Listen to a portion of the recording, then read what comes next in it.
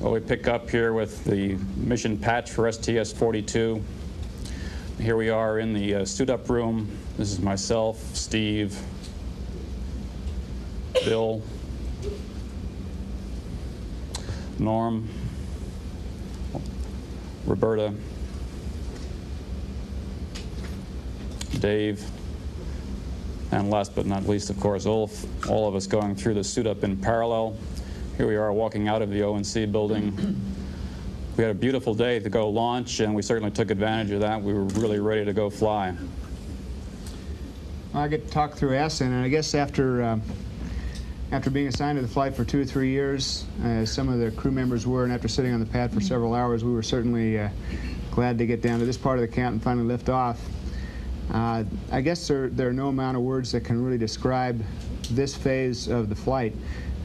The vibration and the raw power that's being exerted on a vehicle during this first 2 minutes of the flight is truly awesome. I guess we all felt well prepared, but the view that I was getting out the right side of the vehicle during ascent was truly spectacular, looking out on the East Coast. Booster separation, as you see in the film right now, is something like an automobile accident. I guess I was a little bit unprepared for that. There's an awful lot going on, big bright flash of fire across the windshield there, and like everybody else on the ground, I guess we were glad to get the boosters gone and be on our way uphill with the main engines. Let me pass it over to Mr. Bill to talk about the tank. Well, you see the tank floating by there. It was a really terrific job of photography by Norm and Dave, who managed to get the camera all put together and up on the overhead windows. It's a view of what we had out the window as soon as we got the payload bay doors open. You can see the IML patch on one side and the International Space Lab patch on the other. The Space Lab ingress, at about 3 hours into the flight, Norm and Bobby headed on back into the lab after opening the hatches and did the initial Space Lab activation. You see Norm and Bobby and then Mr. Bill floating back into the lab for the initial power-up of the lab and the initial activation of various experiments. There was an awful lot of logistics going on. Here's Norm is opening up the vents in the panel in the forward part of the module. But we had 11 lockers worth of late access materials that we had to transport back to the lab during the early part of the flight. Well, Redshift, Bill, Ulf, and I came on about 9 hours into the mission after trying to take a nap of about 6 hours right after liftoff, which is pretty hard. I was back there working the cells experiment. I spent about 3 hours on that day, day one, working cells, while Ulf was in the back setting up the microgravity vestibular investigation experiment, the chair. Another experiment that we performed was a sled experiment. The space adaptation syndrome experiments were a suite of 7 Canadian experiments that looked at various effects, microgravity on human physiology. The sled had to be rotated twice, once for the Z direction, once for the X direction, and it investigated the effects of the otolith and 0G on vestibular responses. Quite a fun experiment to work with. We were getting a series of shocks, electric shocks, during that time. I think everyone who's had any interest in the mission at all is familiar by now with, as Dave told you, the microgravity vestibular investigation, or MVI chair, that you see here. Every one of the payload crew, all 4 of us, rode the chair at least a couple times during the course of the mission. You can see the eye response there. The idea is that each of the semicircular canals, or each of the axes, 3 axes, can be investigated independently. You can place this chair in different positions. You saw it initially in the yaw position. Here it is in the pitch position, and it actually will induce then in the subject a pitch motion. And I must say that even though this was 0G, and we'd always imagined that it wouldn't make much difference on the orientation of the chair in 0G, it still, to me, seemed like it was a chair on its side here in the pitch position. So you've seen the yaw and the pitch. I'm not sure if we have the roll position, but it also would go into the roll position. And you can see us, I'm assisting Roberta to get into the chair, and after she's in the chair, then I'll go over to the computer, which is off to the right there and a little out of view, and actually command the runs in sequence. As research tool for basic research into the vestibular and the relationship between the vestibular and the optic system. It's an excellent tool. And to really separate out the influence of otolith, which is a linear detector, a linear acceleration detector, and the semicircular canals, which detect angular motions, you almost have to take something like this to 0G.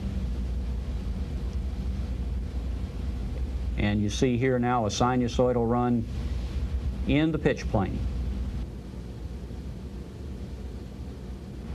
And this, we thought we'd include this just because it shows you that it's very easy to change the chair from position to position. It would be sort of an operational hit to have folks get out of that chair and reposition it. In 0G, that's not necessary. And so after we finished the pitch run, then Roberta just lifts the whole chair and places it in the yaw position. And here I proceeded after MBI to go over to the glove box and do some experiments on BioRack. This is the facility that the European experiments were set up to look at certain aspects of microgravity and cosmic radiation and their interaction on various types of tissue, including bacteria, fruit flies. We had experiments looking at bone and cells to see how cartilage and bone are affected by that type of environment.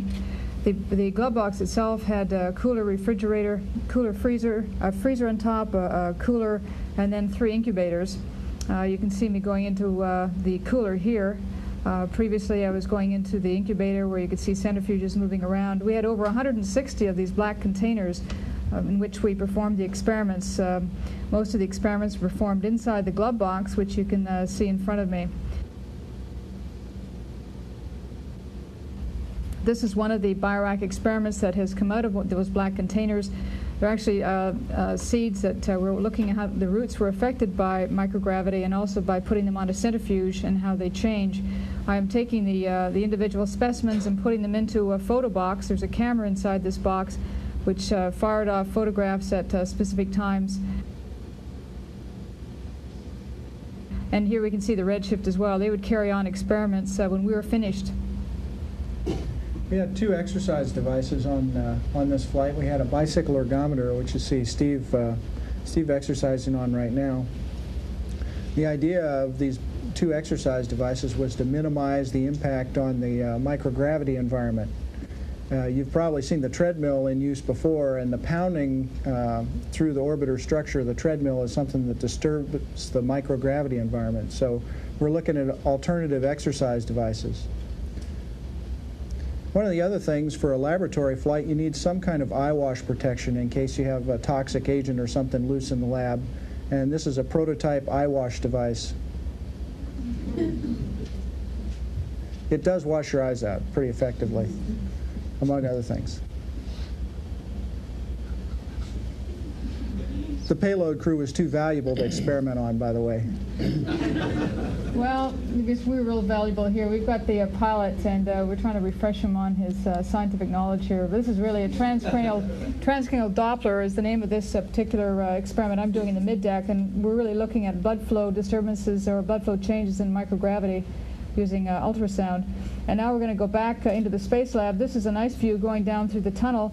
And as you come down through it, you can see that there's not a lot of room if you have a whole bunch of people going back and forth. And I made the mistake of coming down at this precise point when Steve was coming up with the camera. But it was very easy to backtrack. In fact, it was kind of fun to do a somersault back into the lab where you can see everybody is hard at work. Of course, I've got a drink bag that I'm flying around with. One of the things we told them is we needed a traffic light so that you could tell when it was clear to go down the tunnel or not. Bill and I are working here on the IMAX camera. We had the camera, which weighed about 100 pounds or so in 1G, much easier to manipulate in 0G. We had 13 rolls of film, and our objective was to shoot 30-plus interior scenes and 3 rolls of exterior scenes, and we got most of that done, and the initial impression from the IMAX folks is that material turned out to be very good. We hope to see that here on Wednesday night for the first time. The scenes were shot in preparation for their next movie, which will be put together with some film that was shot on STS 31 and a couple of subsequent flights. I guess the preliminary title for that movie is Destiny in Space.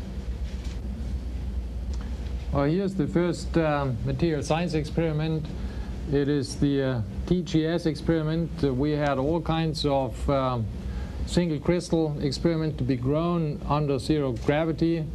And interestingly enough, we did not have one that was grown from the melt. Most of them were grown from solution, like that one. You see still some raw material, crystallite sitting there in the cell. That is triclosan sulfate, or whatever you pronounce it. And here's another material. That is ammonium chloride, and it is called cast. That is a model experiment to understand the growth of dendrites. You see these needles. Dendros is a Greek word, means tree, and many metals grow exactly that way if they solidify from the melt. Here is another interesting material, mercury iodide, which is a promising detector material for X-ray and gamma ray detectors. That experiment had been done before on Space Lab 3. We grew a crystal about twice as big as that one grown on Space Lab 3. We had several hundreds different proteins that were also grown from solution, and this one is called the cryostat. In this case, it was grown by liquid diffusion. Now we have Ulf showing his talents over on the life science side. He's planting oat seeds in an experiment, a part of the gravitational plant physiology set called GPPF. This particular subset is called GTHRES, looking at the effects of gravity on plants, and he's actually doing in-flight planting and also assessing the height of the seeds. Right now I'm over here at the GPPF facility. There's a keypad on there, and we had to put in various types of data to organize the centrifuges inside the facility.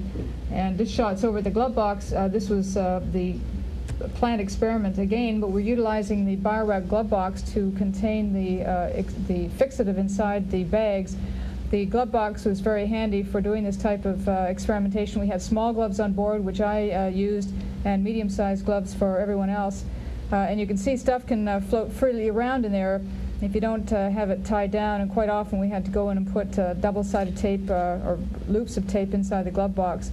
When we finished the individual experiments, we could take them out through the glove box door, close it up, which was real important, otherwise things would float out, and then go back and put things back where they belonged.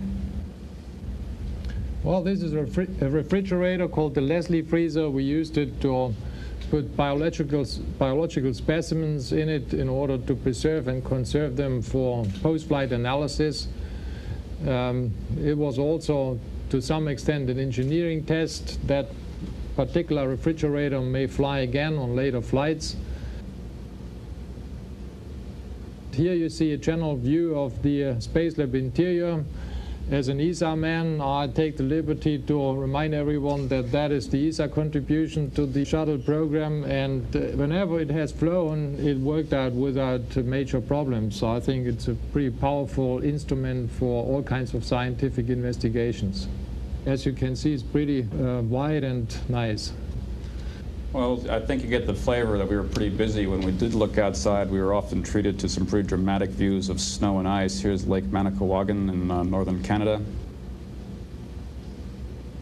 Here we are coming across the northern sea of Japan, across Sakhalin Island. That's the landmass coming into view beneath the tail. Now as we continue on eastward, we'll pick up the Sea of Okhotsk, and you'll see some very dramatic ice flows forming here just off the eastern coast of Sakhalin. It was primarily daytime in the northern hemisphere, so our views were at the northern latitudes, and this is the sort of inhospitable sort of territory that we were generally viewing, but the views were very dramatic.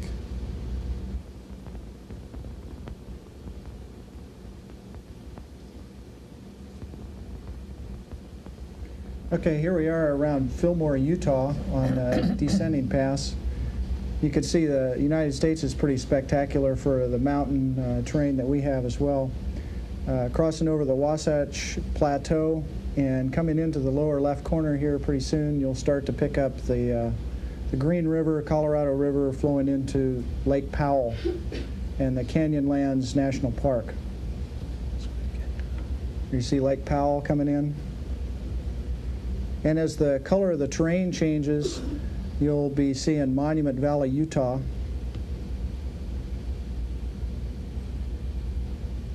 And finally, we're coming up on the Four Corners, which is kind of a unique part of the United States where Utah, Colorado, Arizona, and New Mexico all join in one point. I'm afraid the pictures in the movies just can't do justice to the view out the window. Here we are in the last part of the flight. We had an awful lot of sunsets. We were flying right along the Terminator for most of the flight. Well, it took a lot of work to get the module cleaned up after all the things that we had unstowed. As you saw, the picture that Ulf was talking to showed all the various pieces of equipment that we had out, from lights to payload equipment, experiments.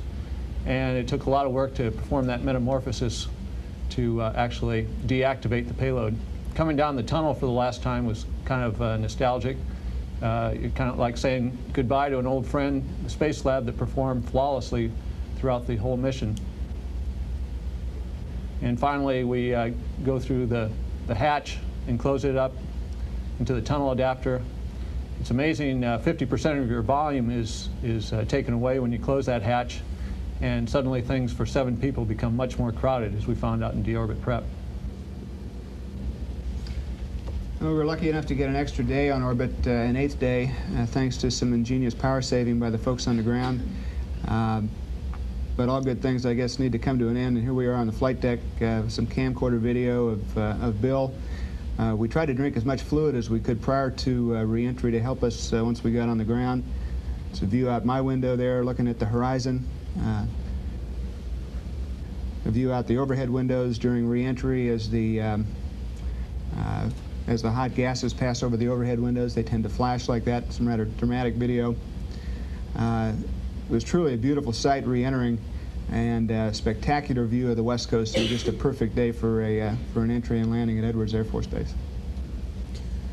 This clip picks up with the orbiter on final. It was absolutely a perfect day for landing. We should all have the good fortune to return on such a pretty day. Landing the orbiter turned out to be something that we were exceptionally well prepared for. We had some outstanding training tools, namely the Shuttle training aircraft, which really does an excellent job of simulating the approach and landing handling characteristics of the orbiter. We're landing at Edwards Air Force Base because we had extensive post-flight baseline data collection to augment the physiological data that we acquired on orbit. There's touchdown on Edwards runway 22. And derotation. Of course, the best part of a space flight, particularly one that you're really well pleased with the results, is when you actually get to come home. We sure enjoyed our time in orbit, but it's always the best part is arrival back on Earth.